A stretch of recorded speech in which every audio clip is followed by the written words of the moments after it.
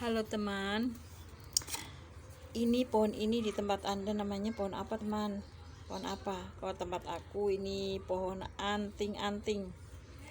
Kalau di Jawa, di daerah Jawa, kalau nggak salah pohon suweng tuh, karena ada kayak suweng-suwengnya ini. Ini manfaatnya banyak sekali, buat ngobatin muntah darah, batuk darah, terus asam urat, berak darah, diare, pokoknya segala macam lah, banyak manfaatnya. Ini banyak sekali yang belum saya sebutkan, banyak sekali sebenarnya nih, cuma satu-satu disebutin kan lama ya. Ini saya waktu itu tangannya susah gerak-gerak, ini nggak bisa nekuk-nekuk, saya ngerebus ini, direbus diminum sehari 2 kali, sembuh, tangan saya udah lemas. Ini banyak sekali manfaatnya daun anting ini loh.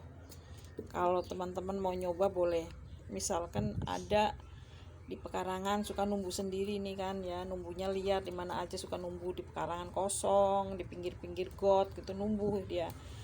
Tanam aja sih, maksudnya dirawat gitu biar jadi kalau suatu saat butuh, jadi bisa buat obat ini. Buat mimisan juga bisa ini. Mimisan pakai ini bisa loh. Terus eksim, gatel-gatel, pakai ini bisa loh. Pokoknya manfaatnya banyak sekali loh.